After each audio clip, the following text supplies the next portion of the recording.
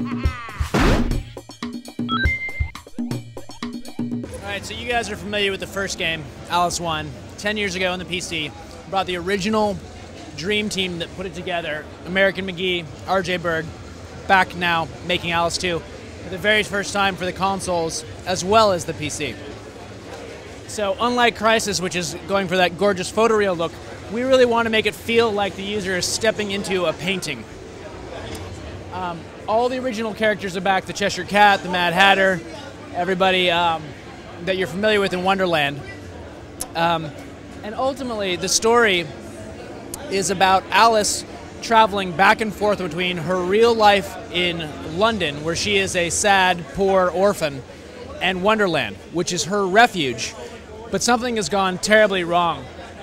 Wonderland is now corrupt. And as a reflection, as Alice becomes more and more disturbed over the course of the game, so too does Wonderland become more and more twisted and perverted. So when Alice becomes in Wonderland, she becomes a superhero idealized vision of herself. You can see that now she has long hair, her dresses change, and she now has various powers available to her, like the shrink power. She can shrink at any time during the course of the game. She can use it to avoid attacks, small spaces, but she can also see things in the world that she can't see when she's normal size. So here you can see the insane children have actually left a hint for her there that there is a collectible behind that door.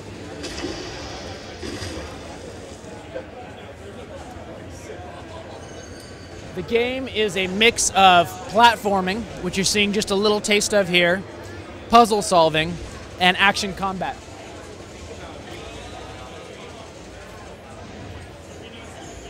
So as Peter collects these final teeth, the teeth are actually the upgrade currency in the game, which allow you to upgrade each of your 4 weapons.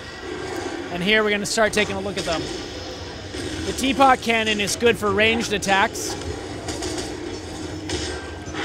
And each enemy is really a mini puzzle. So each one has a vulnerability that you need to expose and then take advantage of.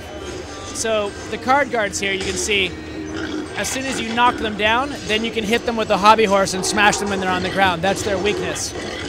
This guy right here throwing fireballs, I actually have to use Alice's umbrella to shoot his own projectiles and bounce them back to him.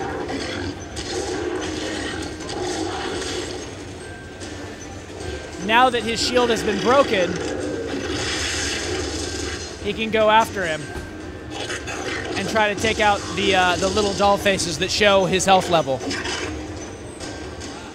So they said this is a tiny bit of Queensland. This is about 2/3 of the way through the game, so it's becoming progressively darker as you go.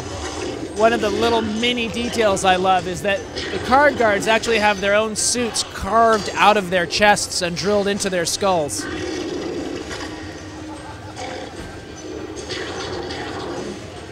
Even her defensive abilities have a wonderful aspect to them. You'll see when he dodges, she actually transforms into a flock of butterflies.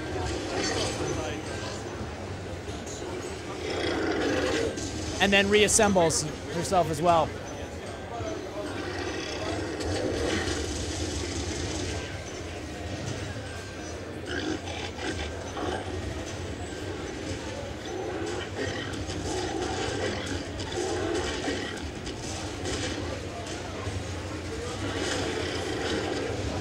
So she has 4 weapons at her disposal at any time. The Vorpal Blade is her melee ranged weapon.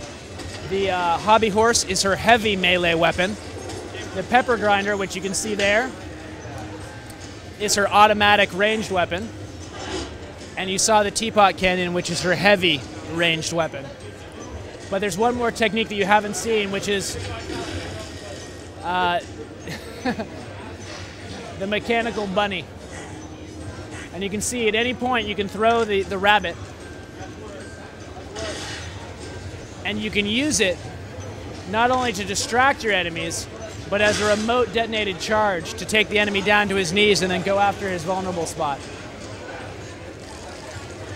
So ultimately the game is a murder mystery, where Alice is traveling back into her own mind to recover memories that'll give her clues about the mysterious night where her entire family was killed.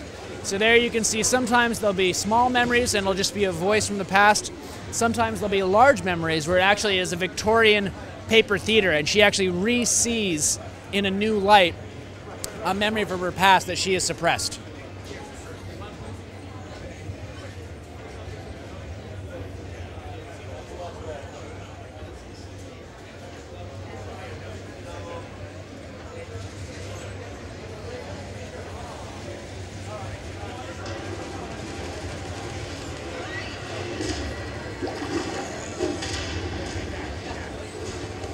So here we've got 2 more enemies that need to be taken out by, you can only shoot them from afar when their doll faces are showing.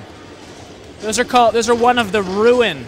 It's a class of enemy that you'll see across Wonderland that represents her insanity. So she is actually clearing her mind of insanity as she kills these things.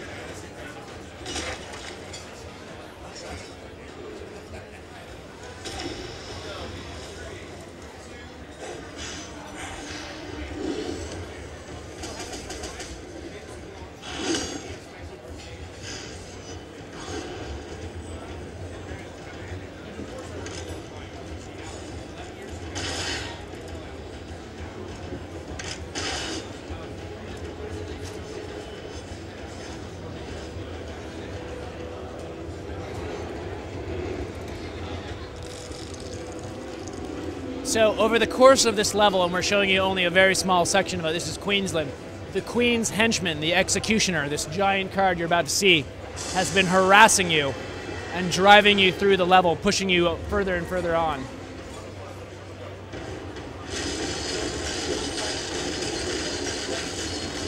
You've seen that Alice has the ability to shrink, but she also has a few more tricks up her sleeve. And we're going to end the demo by teasing you with a little bit of that gameplay.